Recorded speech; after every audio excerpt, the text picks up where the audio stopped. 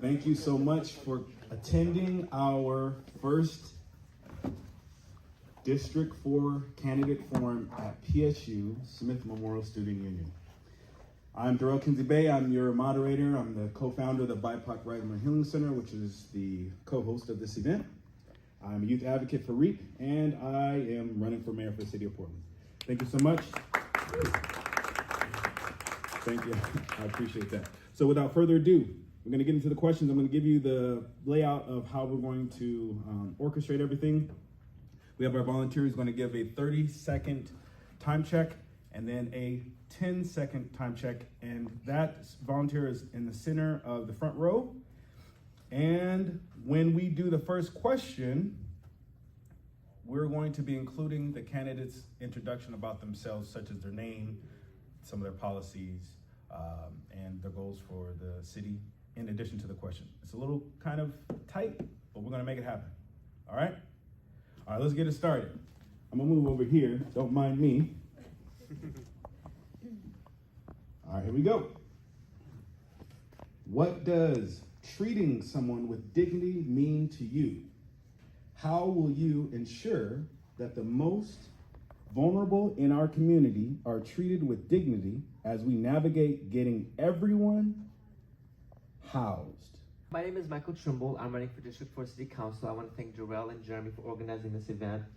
It's always good seeing other candidates and being able to commingle. As you can see, I don't have any arms. I was born like that. And I have fought from day one for dignity and autonomy. I've been discriminated against. I've been fired because of my disability. And I know firsthand what it's like to have to fight for one. And one of the things I'm here for is a renter's candidate. I am a queer, non-alcoholic, drug-free, under 40 candidate who wants to make housing the top priority. I believe that housing is a human right, not a commodity, not for a luxury or for profit. It is a human right. And I want to make sure that by the end of our first year, we have everybody living in a tent housed, whether that be in a shelter, mental health, sobering center, something. But we need to get these people off of the streets. It is doable, but we need candidates like me who will never be caught sitting on their hands doing nothing, because we need to really get the gumption going. I also believe that you should be able to work where you live. Too many people I speak with, they work in downtown Portland, but they have to live in Milwaukee, Clackamas, Vancouver, and that is not right. Why can't we live where we work? And again, it all comes down to affordable housing. Affordable housing is the resolution for houselessness. And by getting everybody housed, we will be respecting their dignity, their autonomy. I believe that people should be able to work jobs that pay bills, not pay minimum wage.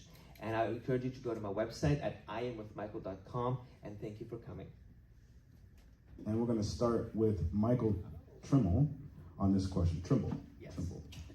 Second question. Since 2000, suicide rates across the nation have steadily increased, and Portland is no exception. What do you think is causing this increase, and what can be done to reverse this trend? Thank you for that question, Darrell. What is causing it is a whole host of issues. A lot of it is housing. A lot of it is mental health. There are people who are trying to get help, but there simply isn't room or capacity to help them. And we need to open up sobering centers. We need to use a lot of the vacant buildings downtown Portland and transform them into outpatient mental health. We need to help these people. They're begging for us, and we're not helping them. A lot of them are also living paycheck to paycheck, and if you get evicted, you lose a lot of drive to live because you're houseless.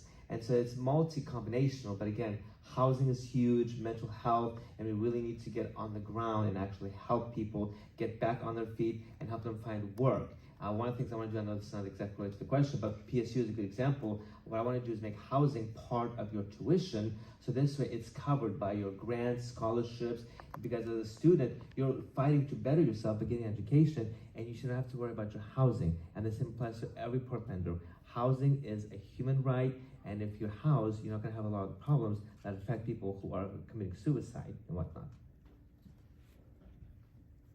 If you could fundamentally change anything about our current society, what would you change, and how would that improve our quality of life?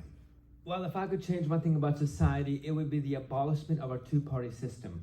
It is not working, it has not worked for decades, and it is failing us miserably. All it does is it pits us against each other, and we become vicious with each other, we troll each other, we call each other names, bully each other, and it is a very destructive system.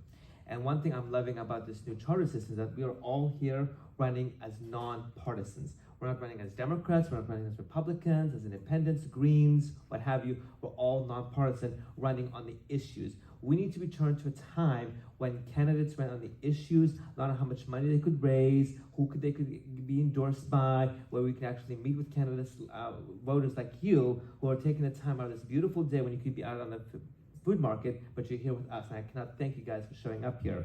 And if we can return civility back to our political discourse, so much can happen where we can actually talk about our issues.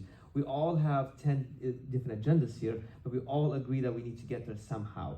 And the way we do it is we actually ask for your participation, your input, because we can't really know what's going to happen unless you tell us, what do you want the new city hall to do for you? What can we do to help you? I may not be able to give you a hand, but I can push through a lot of progressive initiatives that can become city oranges, like universal healthcare, universal education, universal housing. So these are all issues that a lot of cities across Europe and even countries in the European Union are already doing. Why can't we do it here in Portland? And this November, I ask you to please vote for me, Michael Trumbull, as one of your top 3 candidates for City Council. Thank you.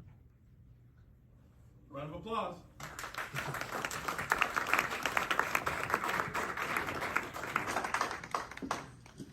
That was a remarkable experience. Wouldn't we all agree? Yes. Thank you.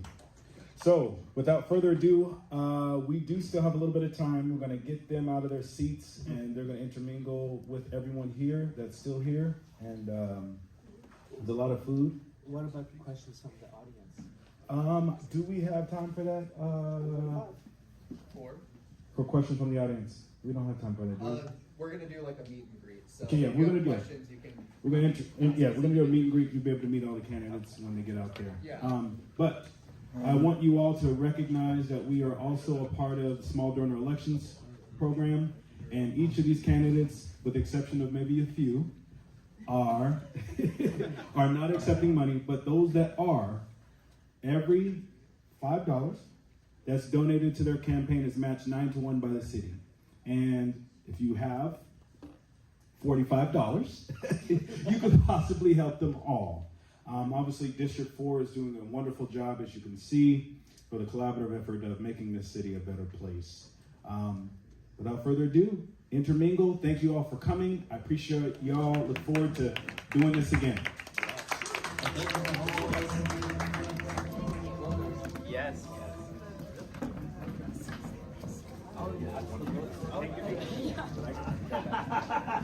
You know me. I know you. Always fighting about disability. Yes, yes. I